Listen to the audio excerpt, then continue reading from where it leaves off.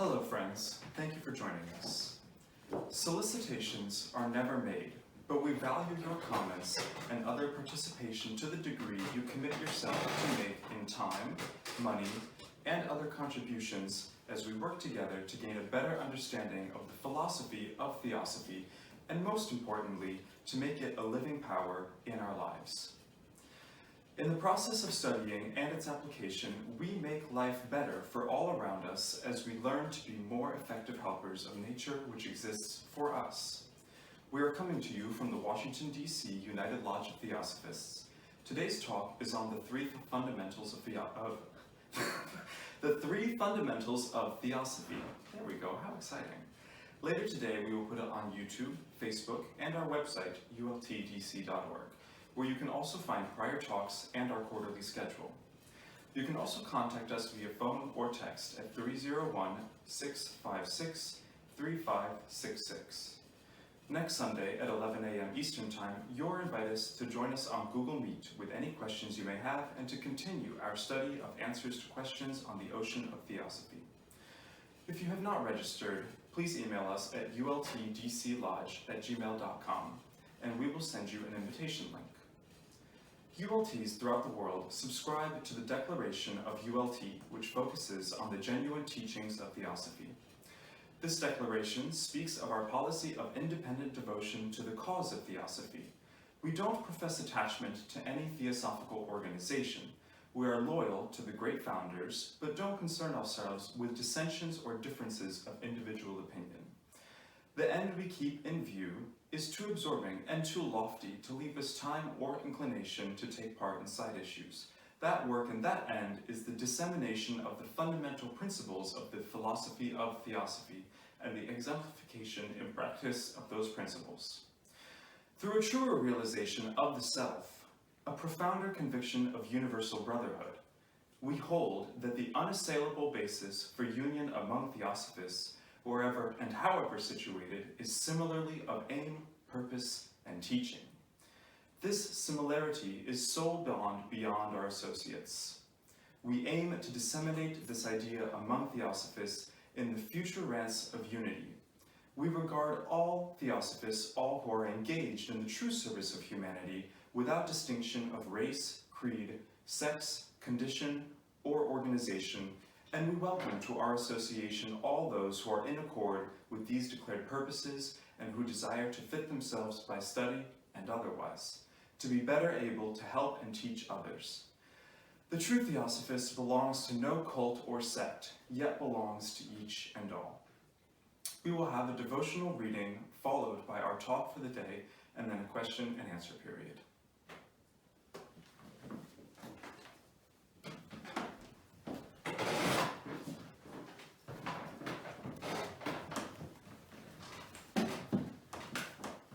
Reading from the Transactions of the Blavatsky Lodge.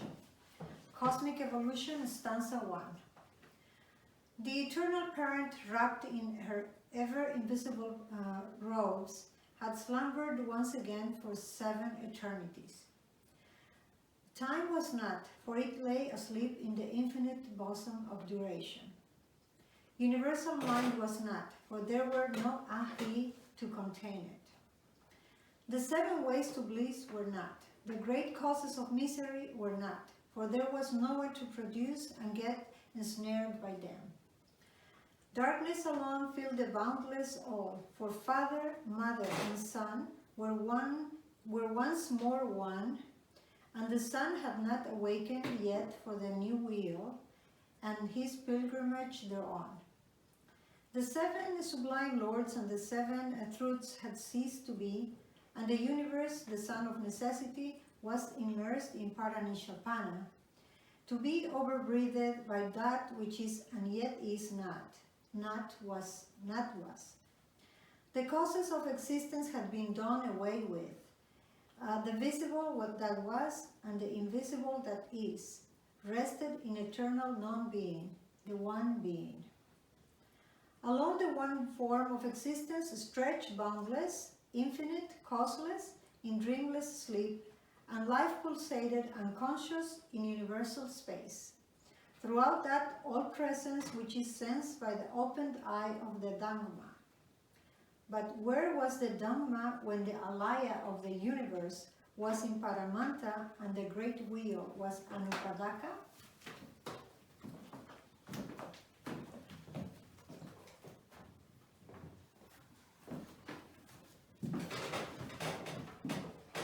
And now back to the beginning. The eternal parent, wrapped in her ever invisible robes, had sublimed once again for 7 eternities. Friends, today we'll discuss 3 fundamentals. And I would like to start it with the question of the inquirer. Having told me of what God, soul, and man are not in your view, and this is what we just heard in this stanza 1, can you inform me what they are in your teaching? So the 3 fundamentals are answering this exactly question, what they are, because just now we've heard what they are not. And there are these two fundamental polarities, what are not and what is.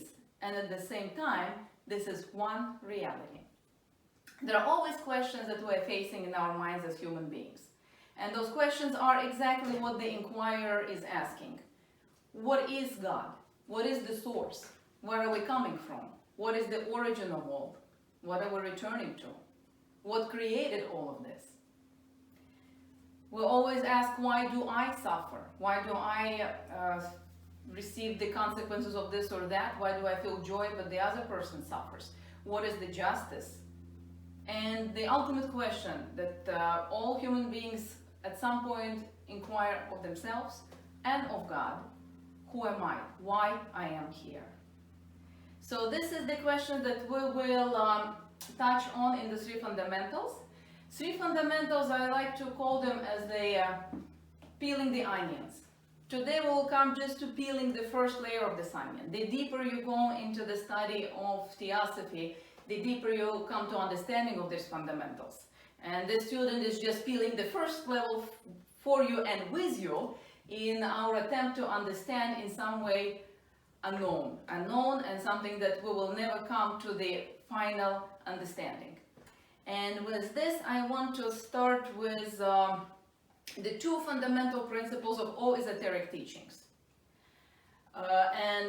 These 2 principles that define them is that the one reality, the absolute, the ultimate, is unknown. It's not understandable by us. It will never be understandable by us. It is unknown. It's omnipresent, eternal, boundless, immutable, and it is not understandable with a human mind. For us as a humans, it's very hard to comprehend something. How is it that we can't understand? Because our mind is wired to find cause and effect. Cause and effect. This happens, and that's why this happens. This leads to this, and this leads to that. And in our mind, we always ask, but what was before, and what caused this, and what led to that? And it is not knowable. And just acceptance of that unknowable is the first step in approaching esoteric teachings and Theosophy. And the second sort of ultimate foundational understanding that there is that the cause of all existence is also unknowable. We may see trends and patterns in it, but the cause of it remains a mystery to us. And the beauty of studying Theosophy and esoteric teachings is that we have to feel comfort in the unknown. That unknown is there. We will never come to full comprehension of it, but it's the beauty of being in this void of unknown and trying to come to our understanding what meaning it holds to us. And that's what we can derive, is what meaning it holds to us, but we cannot define the unknown and the absolute. Now, as we're moving to the first fundamental, and as you can see it here, it is understanding the source, the deity, the beginning of it all, the end of it all, the omnipresence, and eternal nature and boundlessness. So there is no beginning, there is no end. It is boundless, it is there. And there is no place where it is not. It's omnipresent. There is a term used in Theosophy, beingness, and that's opposite to being. Being is the action, it is the manifestation. And beingness is something that is and something that is not. And that's the challenge of understanding that what is and what is not is one reality. One reality. And being is also called Sat.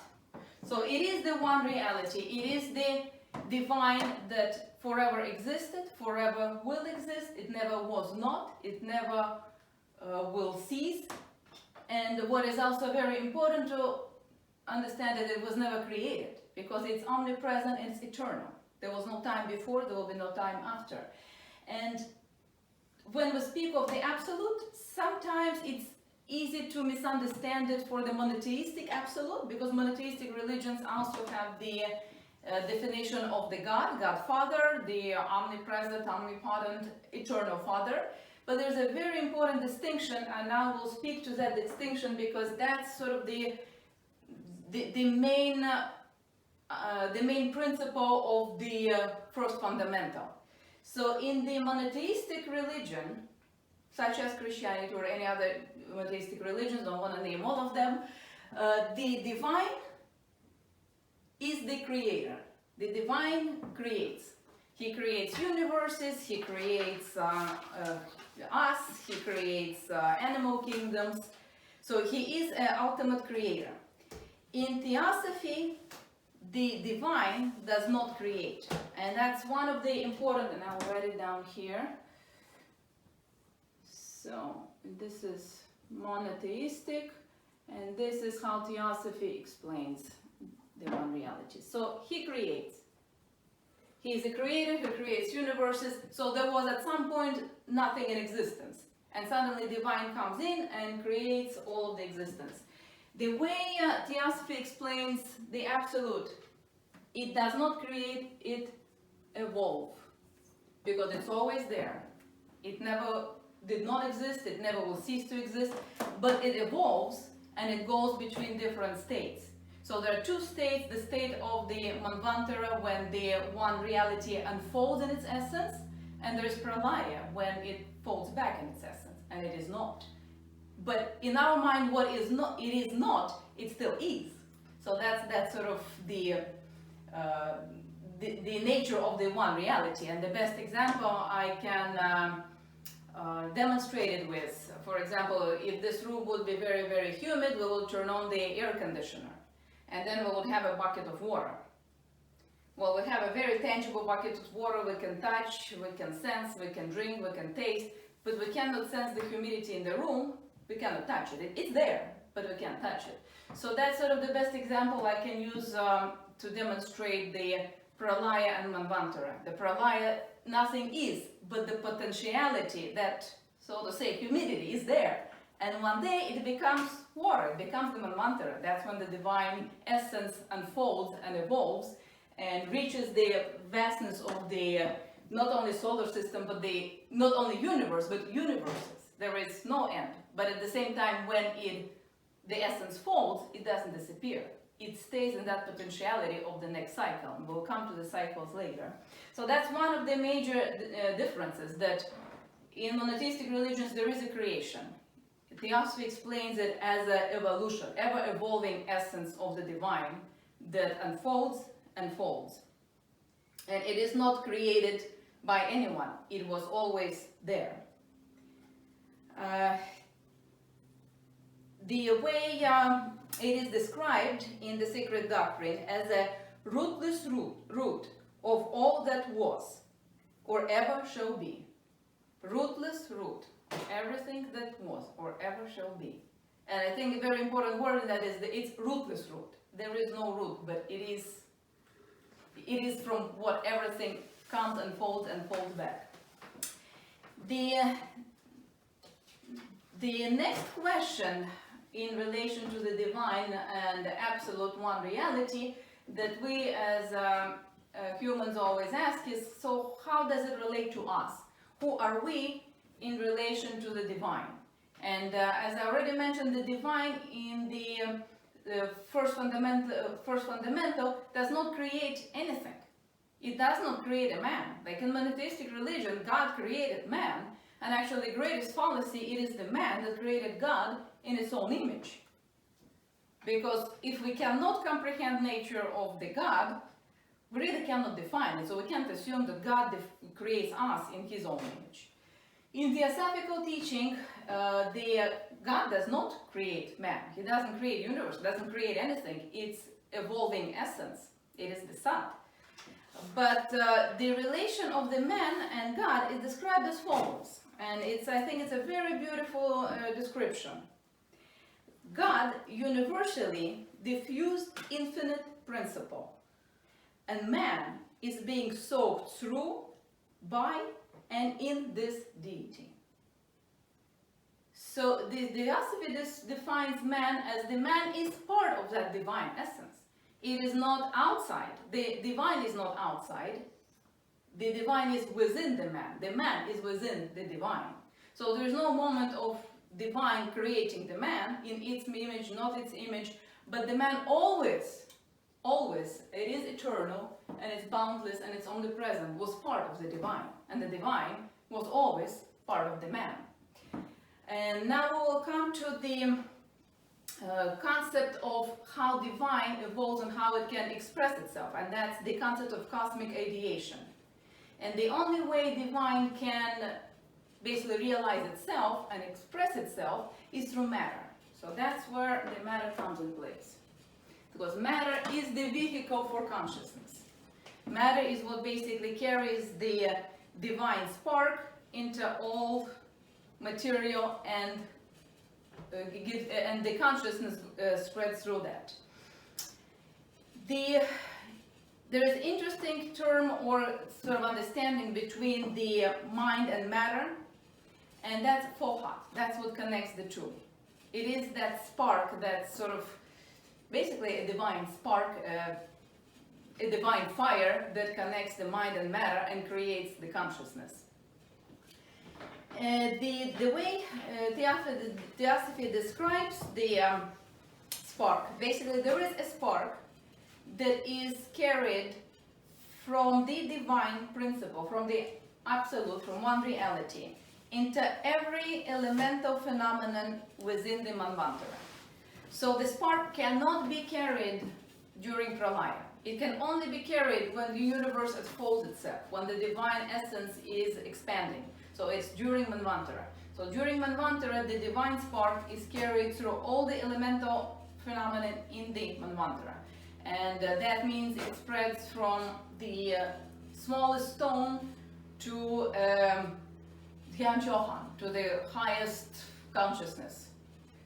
And it permeates absolutely everything, not only on Earth, but in solar system and in every universe. So there is not one thing where that consciousness is not being carried through. That everything that exists have some level of consciousness and will go through a certain evolution, but we'll come to that in the next principle. So that's the understanding of the position of the man vis-a-vis divine, how Theosophy approaches it. And there is also, of course, the next question that we always ask: how do we worship? How do we relate to that divine? And in the Theosophical teaching, it basically advised that the worship is a solitude of one's soul with spirit. The soul is being the mediator between man and universal spirit. So it is each person's soul that is that mediator between the man and universal spirit. It does not need institutions, it does not need leaders, it does not need representatives of the divine on earth. It's really the soul of each man that worships in solitude of its own, bound by its own laws, in communion with that divine, of which it is part of because it's soaked and exists within the divine. So we are part of the divine, and our communion with the divine is, needless to say, it's direct because we're part of it. Like, we're not outside, we're within. So that's the last question on our relation to the divine that I wanted to cover. And now I would like to go to the second principle, And the second fundamental principle of Theosophy basically explains why this or that. Why do I suffer and that person is happy? Why I'm happy and that person suffers? When is the end to all of this? Why I can't live forever? Why do I need to die? And very, very basic question that we struggle, basically, starting with very foundational question of life and death. And the second fundamental of Theosophy is the law of universality, and also called law of periodicity and cycles. It basically talks that everything that exists in that one reality during the Manvantara, actually the one reality exists in the law of periodicity and cycles, because it goes through the cycle. It starts or it ends. I actually don't want to use word starts, because nothing starts and nothing ends. It's just a cycle, and we don't have the knowledge. It's unknowable which cycle was the first one, but it goes through the cycles of Pralaya and Manvantara. It comes through folding and unfolding. And so our lives go through the cycles. It goes through the cycles of life and death, and this is the concept of reincarnation. We're not covering it in today's talk, but basically reincarnation is the cyclicity of our life. Same as the universes have cyclicity of going through manvantaras and through pralayas, through existence and non-existence. But in all of that, there is never a moment when one reality does not exist. And there is never a moment when our higher aspects do not exist. They always do, but they go through the cycle of, in a way, folding and unfolding in the best way that the student can explain. So those are the cycles, and they're manifested everywhere in the nature, in our universe. We can look at them in the cycle of the year, of basically Earth rotating around the sun. There is a smaller cycle within the larger cycle when the Earth rotates on its axis. There are cycles in our lives when we go through youth, through maturing, through aging, and eventually dying, to begin yet another cycle. So the life itself and nature itself exists in that law of periodicity and cycles. The very interesting sort of insight that the student obtained from the readings, what cycle mean for our development and why they're so important. Often as human beings, we look at oneself or the other and say, oh, this person is this and that, they're just not there, or they're just stuck in this. The way to reframe it is, this person now in that cycle. There is no permanent state of consciousness, there's no permanent state of being. If you see someone that you believe is stuck or they are not where you feel this person should be, or yourself, the judgment should never be there. It's a cycle. That even the person who can be most lost at this moment is going through the lower cycle to rise to the next cycle. And even those who may be at the top of the cycle, they may be someone that we look up to, but they may descend in the other cycle. They may go to the lower. So we do go through those cycles. And the cycles are necessary for learning, because if we would always be just ascending, there is really no learning in that. We have to go through the cycle to experience the second law that I will discuss, the law of karma, or the law of cause and effect. So the importance of cycles in our life today, in sort of that narrow perspective, is that whatever state of mind or state of our existence is not permanent. It's just a cyclicity of where we are right now. And tomorrow we may be entering a new cycle. The universe itself is going through the cycles all the time as well, and we are also universally entering new cycles. The second law that in way determines in what part of the cycle we are is the law of karma. And also it's called as a law of cause and effect. And Theosophy says something extremely insightful. I really like this saying, that the man is the law upon himself. That it is not the divine that judges the man. That there is no hells and punishments and someone who determines our action and says, oh, that was bad, that you will be punished. We are the law upon ourselves. We ourselves basically decide what actions we take and what effects these actions will cause. And also Theosophy speaks of cause and effect, not necessarily as a punishment or good and bad. The law of karma is our tie to all other existence. And through our actions, we define how those ties with other beings and other creatures will unfold. If we are breaking the law of harmony is another very important concept. I'll try to write it here. Law of harmony. There is a law of harmony that if we upset that law of harmony by ourselves, then we will suffer the causes that result from breaking the law of harmony. So it is a truly cause and effect. Sometimes if we look at it as a punishment, this is also not true, it's a correction. It's a corrective action that brings us to another side of the cycle for us to rise up and learn the consequence and adjust our behavior. There is something very interesting that I read in preparation for this talk, and I would like to read it out loud because it was very interesting thought. It also sort of very much separates how Theosophy looks at the law of karma or law of causes from the monotheistic religions.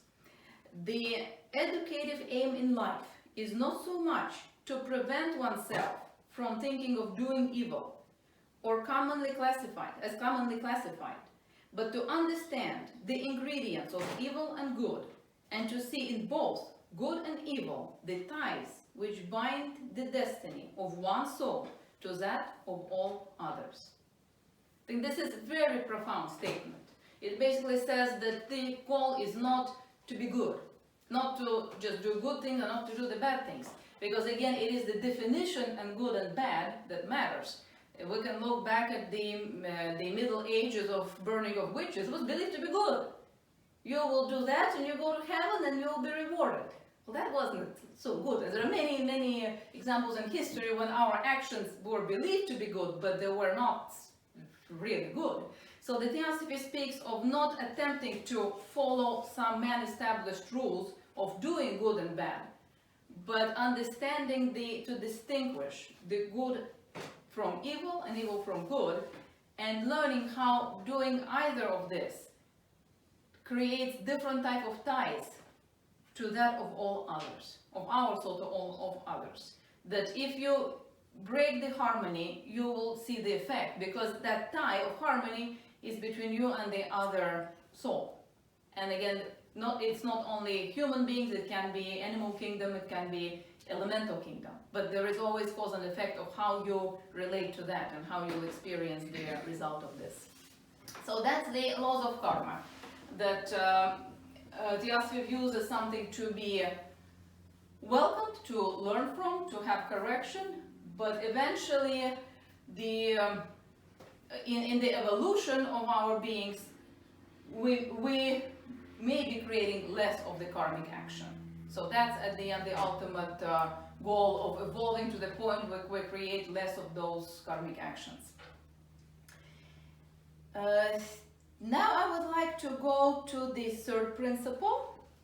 And the third principle, I think I've been already touching on it in the first and second, but that's the principle that basically answers on where are we, why are we here, who are we here, why we're here, what is our purpose, where are we going.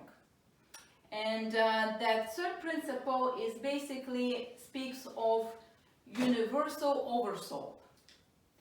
There is a universal oversoul that is permeated through all universes, solar system, all the furthest universes that we cannot even comprehend, and that oversoul is just like one reality, permeates through all of that. And there is not one thing that is in existence in this manvantara that is not part of that universal oversoul. So it is just like us being part of the divinity, we are soaked in it, we are part of it. So in a way, one can view the universal oversoul as the unity of all of our being. And here I use the word being in distinction with beingness, because beingness includes non-existing and existing. And we're speaking of being because only in being we can have the consciousness and we can have the evolution. that requires matter, and matter comes in a state of being. So once we are in a state of matter, in the unfolding of the Manvantara, in the state of being, this is when we are part of the universal oversoul that permeates us all. And Theosophy talks about the oversoul also permeating all elementals. That all elementals are part of the oversoul. That when you take a rock and you throw it, that rock one day may have a higher consciousness. That everything is evolving in its consciousness. But as I already mentioned, in the second fundamental, it is evolving in cycles. So it would be unrealistic to expect that everything just gets better. No, there are cycles and things evolve in cycles. But the pattern, the trend in the universe that we see in the existence, and I specifically use the word existence, not creation, because we're so used to the word creation. In existence, we see that evolution, and Theosophy speaks of it as another very beautiful way to define it. I will find the reading.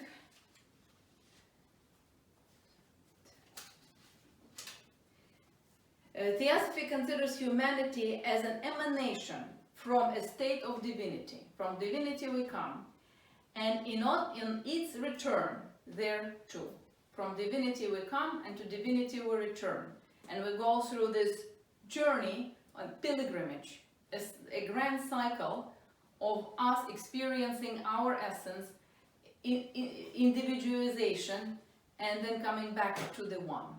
So we come from the one, from one reality, one oversoul. We individuate, we experience our very individual essence, we separate, and then the pilgrimage, the journey is to come back to that one oversoul, to come back to that one reality.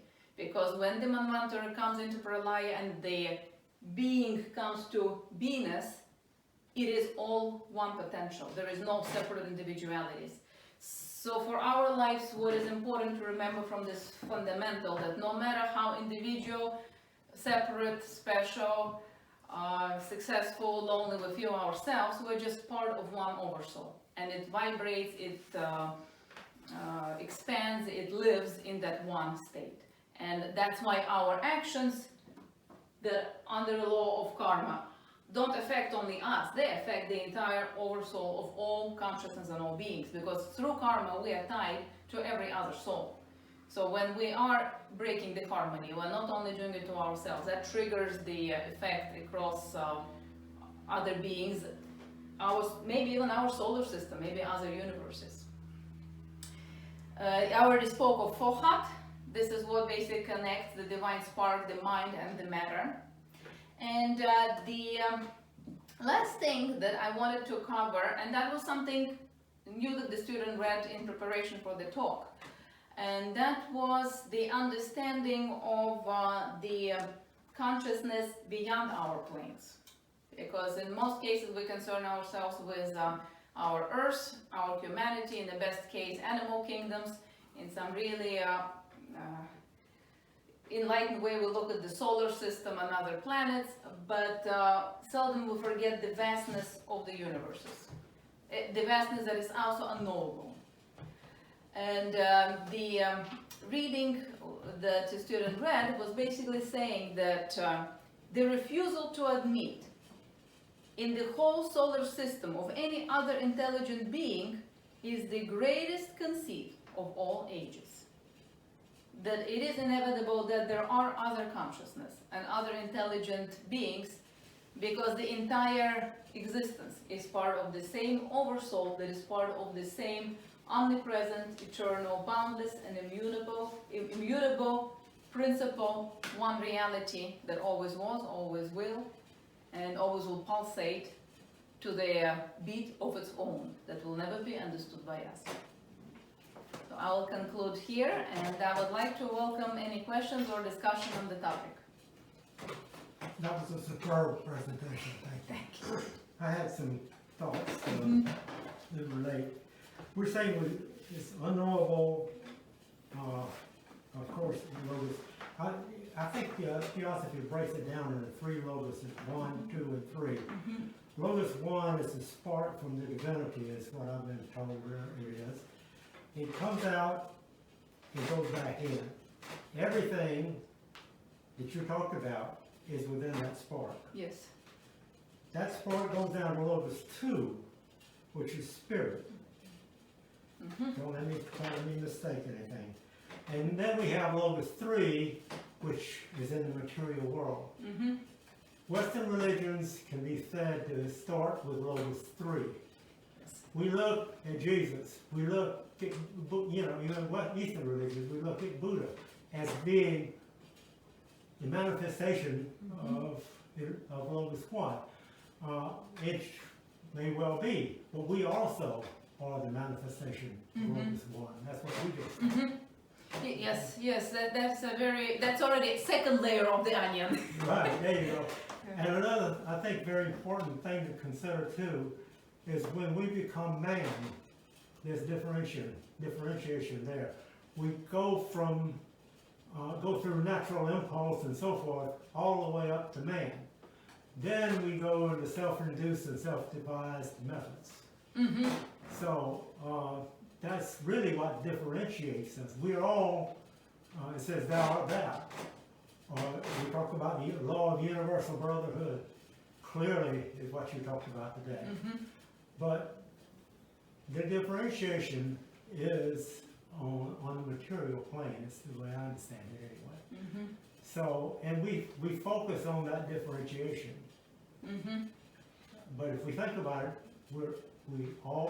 of course it's a law, universal brotherhood, and in the end we go all come out and all go down together, or advance together, one way or the other.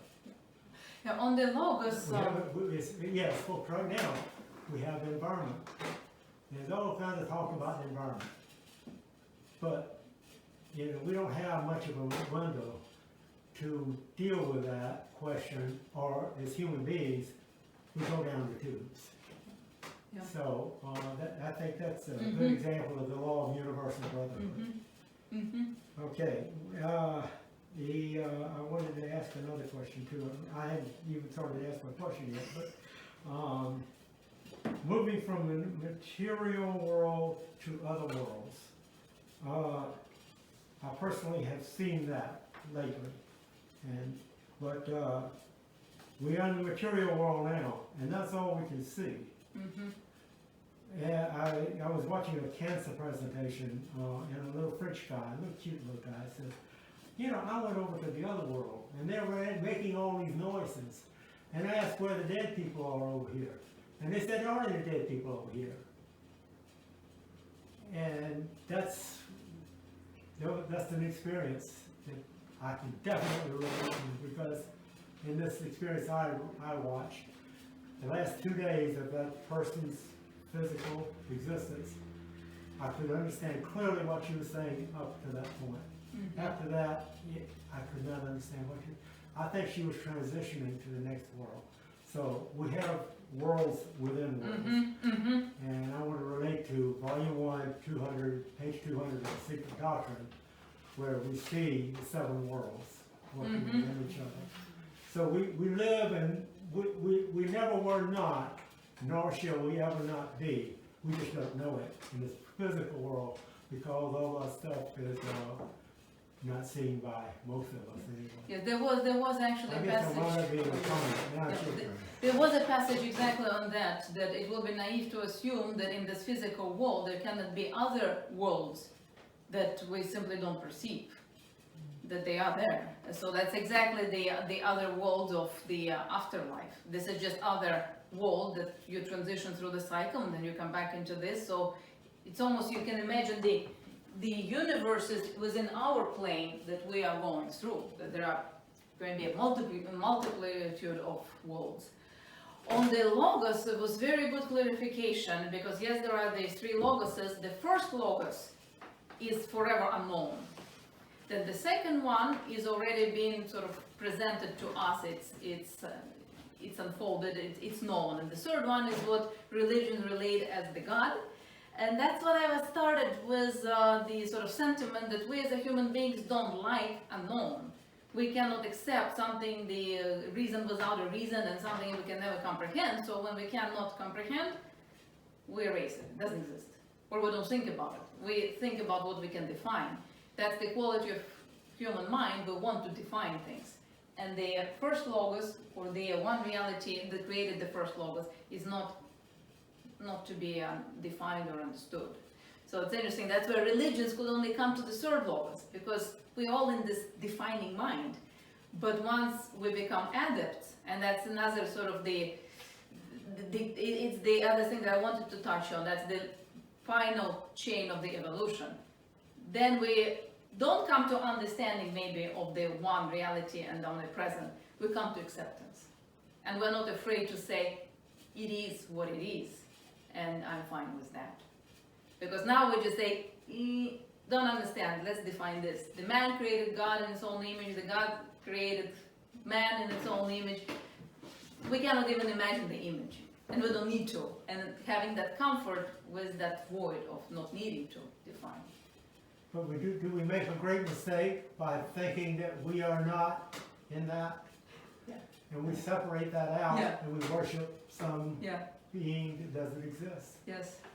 We basically, we create the We God. don't go to that closet within and look at ourselves inside of ourselves, Mm-hmm. which is where we're going to find God. We ain't gonna find God out there. That's another sermon anyhow. Mm-hmm. Yeah, Well, I there's think I have another question. the one of the sort of more of a known terms that come to my mind on this is sometimes you just want to be in a state of bliss, and the bliss defined by so many different ways. I see bliss as acceptance of unknown, and unknown both in the universe, in divine, and in our lives. If we can come to that comfort of accepting unknown, that's bliss. Did you just define what Theosophy calls resignation? Yes, exactly. Yeah. That's a theosophical term for the bliss. Resignation, acceptance, and being at one with that. Being at one with what you don't know. And also, if I understand the Secret Doctrine correctly, and you got to look a couple hundred pages in one part and another couple hundred pages in another part, science of the ancients started with this unknown and worked its way down to the material. While Theosophy considers itself a friend of science because many aspects of science and Theosophy are the same, you cannot put science under Theosophy. I mean, science under Theosophy. On top of it, you cannot put Theosophy under science because of that situation. Science Yes. only will look at No. what it can prove in the material world. Only looks at seed. Right. It would not. If science wouldn't come to the point of gas, it would say there's nothing in this air. Exactly, but there's all kinds of life between you and me. Yeah. Yeah. And speaking of again, going back to the humidity, not only the humidity is in this air, there's energy in this air. There's energy of connection between each one of us. We just don't see it, or we're tuning ourselves to that level of perceiving. So, any other questions? Any other comments? Thoughts? I'm sorry. I'm sorry. No, you said you did. I can't do it good, nearly as good as that out there. Analogy and correspondence is something that was talked about in Theosophy a lot. So we can figure a lot of stuff out with respect to the unknown. There are links all the way down the chain, so we can go back up. So science can eventually go back up, but we should look from up to down and down to up. Both of that we should be doing, and we tend to not only do but one side of it. Yep, very true. Somebody else needs to ask a question because I don't really Or a thought, it doesn't have to be a question, any I know reflection. it is the very first day for someone to be here. Do you relate to this? In your life, can you relate to this? I can't speak of that. Any If anybody reflections? wants to volunteer to respond that hasn't had much experience in Theosophy. What was the question again? Can you relate to these principles? Any reflections that basically how you may feel about it? Does it relate to your life? I think Bill, he just answered yes. I think that without the thirst for knowledge, to have the understanding of what we can't understand, we wouldn't evolve. I think that bliss occurs when you realize that there is no way to satiate that thirst. But up until then, the thirst is what helps us to grow. That's the Fohat who ignited our minds, our matter with. So why in the world can't we do that? We talk now. Then we get into the higher and the lower self. Is what I'm trying to get Yes. into. That lower self is very powerful when we're embodied, and we don't tend to do that very well. We have to really work at it. I mean, I can speak again. What Bill said, you have to really work at to overcome the passions and desires of the lower self to advance. For me, it was very interesting the concept of Fohat. Or I don't know if you want to a little bit speak to it, because it was very difficult to grasp. It was there. It was basically that's what connects matter and the spiritual and the mind. But it was a difficult concept. Why don't we look at read Fohat in the glossary over there? I think I see it over there on the shelf. Which But one? while you're saying it, I relate Fohat, like you mentioned, you talked about energy in the air, electricity in the air. That's what I'm seeing is That's going on when you're going from something in the air down to that thing of water. That's Okay. Fohat, I think. Let's find it. Yes, Fohat. We're about to get the treat of definition from the Theosophical glossary. I by forgot how Baba. long, is it very long? No, Very no, long. it's very Okay. short. A term used to represent the active male potency of the Shakti, female reproductive power in nature, the essence of cosmic electricity. As occult Tibetan term for Davi Prakriti, primordial light, and in the universe of manifestation, the ever-present electrical energy and ceases destructive and formative power. Esoterically, it is the same, Fohat being the universal propelling vital force, at once the propeller and the resultant. So it is like electrical current that goes, permeates matter, and basically what Bill, you talked about, our drive to learn, to understand, to create, to experience. So it's spiritual, electrical force in some way. And behind will stands desire, I keep hearing about. Yeah, So we have to desire this stuff first. yeah.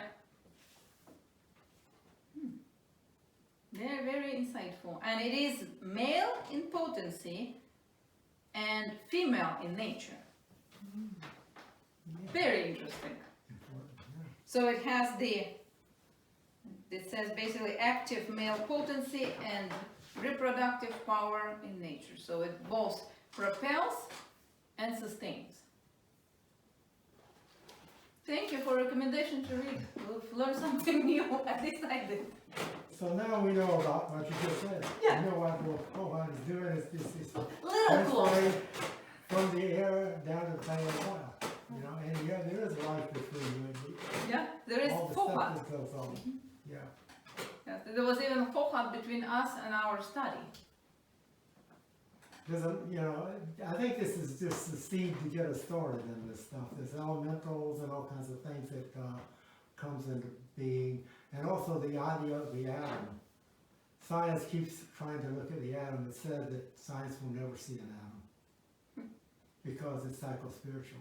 Mm-hmm. Now maybe science will prove me wrong someday, but I don't think it will. Mm-hmm. It's good to try, you know. Yeah. And we're made up of what? Atoms. Atoms. Yeah. So we don't have a mind here.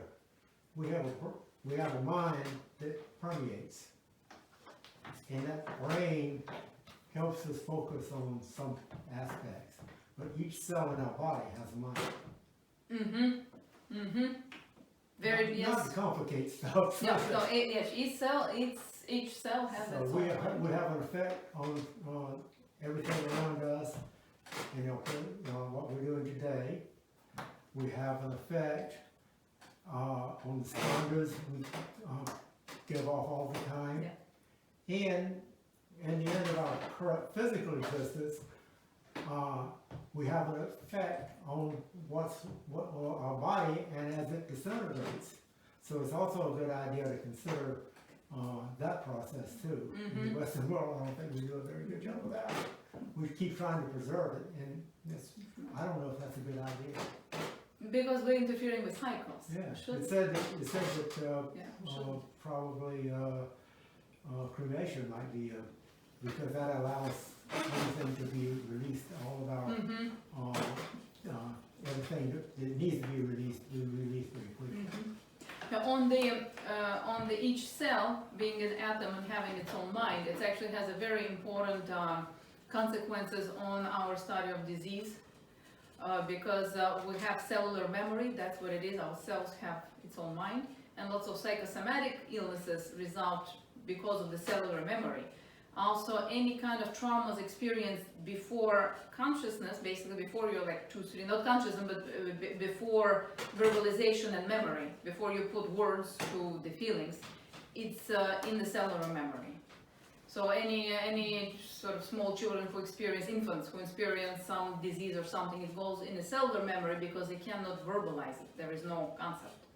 Once we learn to verbalize, we'll start putting words to this, but otherwise it goes into the mind of the cell.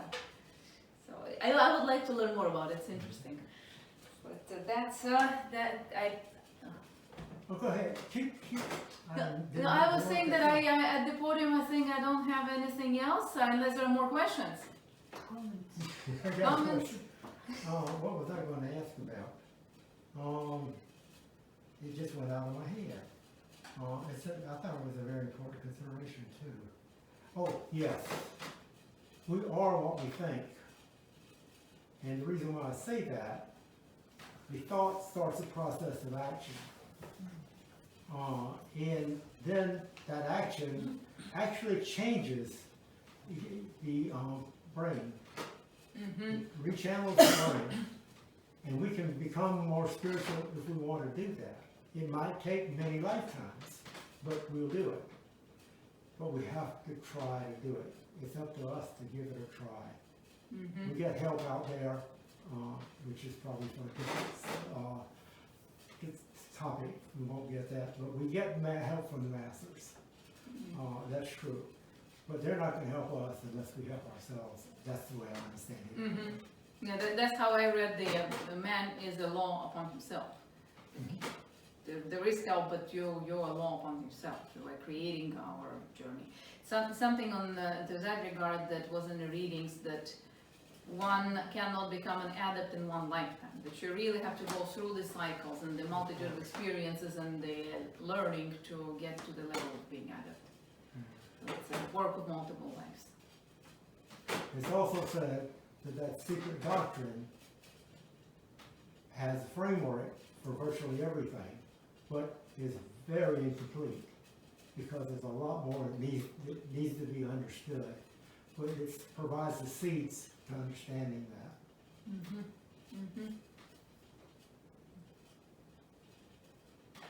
And any more reflections? Can be anything. Or a question to the audience. What are you going to do with this? Anything that you're going to take with you? I have some thoughts, if I try to explain about religion. Humanity believed in God thousands of years. But why they never asked themselves what God did before he created this world? Why did he create this world? And what he's doing now? Well, that was the unknown. Yeah. We can ask, but there's... Well, I have a theory on that. Well, it's interesting. It's the We same. don't know, but we are here Yeah. to help and teach everything around us. And if we're not doing that, we're not doing our job. If we're not trying to improve, was what Bill was talking about, improve our understanding, our knowledge, and so forth. I mean, that's where the action is. And that's what we're here for. We're here at this, you know, what longest one has that spark within us. Now, I can't answer fully answer your question because I don't know, but I think that's an important consideration. Everything is in that spark from longest one. Comes down to the spiritual side, which is expected that we're going to cope with the material side and uplift all that around us. That's a surface answer to why we're here, as the way I understand it. Yeah, on this, I want to again use an analogy. If I'm washing the window and the fly is sitting on it, not only that fly cannot comprehend why I'm washing the window, it doesn't comprehend that there is a window, or the purpose of that window. The fly needs to go through the cycles to the point that it will understand there is a house, the house has a window, and there is a person who likes to wash them to see clearly. And unfortunately, the fly figures out where the crack is. Yes. To get in the house. Yeah. It cannot understand why I'm washing the windows. You have to understand so many prior concepts that there is a house and the window is part of the house and it gets dirty and there is somebody who wants to keep it clean. So it's us trying to understand the ultimate why there is an existence. So it gets out to an outside thing, but Yeah, we see the crack. I think I hit Philip Wilson, who I think maybe it's almost like, I remember he was a comedian from maybe 2 or 3 generations ago. Yeah. The devil made me do it. Yes, the devil makes it. In this, if to compare us to the fly, we are like found the crack and it's like, look at me! I am I got in the house. I got in the house. I got into something. Well, the first step is to understand that I'm part of that, and maybe one day that it's in the house and somebody built it, and why it exists, why it one day may not exist if I don't wash the window. And we look inside and we see those 2 wolves. You can think of the wolf as an Indian stuff. The devil and the deity of God. And which one wins? It's the one you feed. Yeah, exactly. What you put your energy, what you put your attention, that's where you end up in the end. So that's the analogy on our questions right now. Okay, so next week we'll be online again. This is the question of Theosophy. Yes, next week. Please join us next Sunday, same time at 11 a.m. online at Google Meet, and the topic will be questions on Theosophy. So we hope to see you all there.